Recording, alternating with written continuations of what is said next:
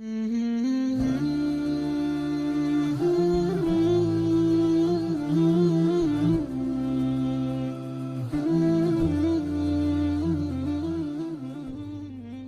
15-year-old was studying biology and his teacher was an atheist.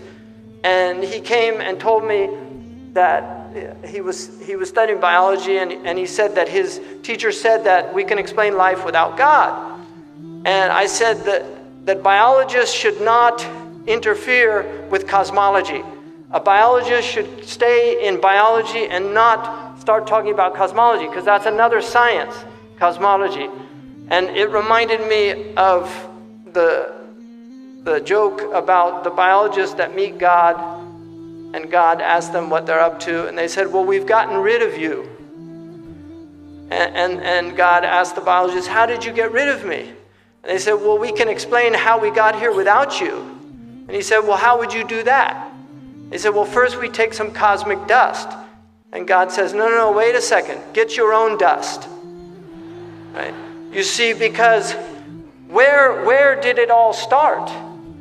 Where did we come from? Even if evolution explained how we have evolved as a species, it doesn't explain where the original material came from. Man cannot bring anything into existence from nothing. He makes organs from already existing cells. The cloning comes from already existing cells. He's now in stem cell research and doing all of these things. Everything that he makes has pre-existing materials. We cannot make anything out of nothing. It's impossible for humans to do that, because nothing comes from nothing. And this is why my own teacher said, كَذَبَ الْمُلْحِدُونَ. The atheists are liars.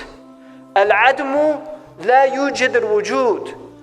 Non-existence cannot bring existence. الْفَوْضَى لَا يُكَوِّنُ النِّظَامِ. Anarchy or chaos cannot bring order into existence. الْجَهِلُ لَا يَلِدُ الْعِلْمِ. Ignorance cannot bring knowledge into existence. And then he said, إِنَّمَا هِيَ انْتِكَاسُ عَقْلِيٍّ كَمَنْ يَمْشِي عَلَى رَأْسِهِ وَرِجْلَاهُ فِي الْهَوَىٰ. This is the inversion, this is an intellectual inversion of reality, like somebody who's walking on his head and his feet are in the air. That this is something that humans have never believed. And this argument now of the modern atheists, this is an ancient argument. Atheists have always been around. In fact, atheists were actually more sophisticated 100 years ago than they are today.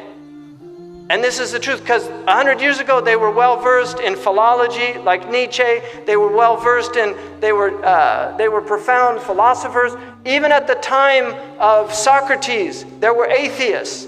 People forget that Marx, who was an atheist, he did his PhD dissertation was on the materialists, the Greek materialists. So he had studied materialistic philosophy. So this argument, this modern argument, is not a new argument. It's a very old argument, and our scholars dealt with this argument extensively, but people don't read their books anymore. And one of the simplistic views of some of these modern Muslims that deny theology and the tradition of theology, they have no response to these new atheists. They have no response other than to say kuffar. But this is not enough, because Muslims have always dealt with these things intellectually in a tradition called Radd al-Shubuhat, which is refutation of the obfuscations that are brought out by the atheists. So it's important for us to remember that we were created to adore Allah subhanahu wa ta'ala, but to know Him through ma'rifah, and this is through the intellect, first and foremost. And our intellect is a spiritual concept. The intellect is immaterial. It's not of this world. And this is why we don't know where we go when we dream, but we know that we leave this place and we enter into another realm, because we're in a realm that's immaterial.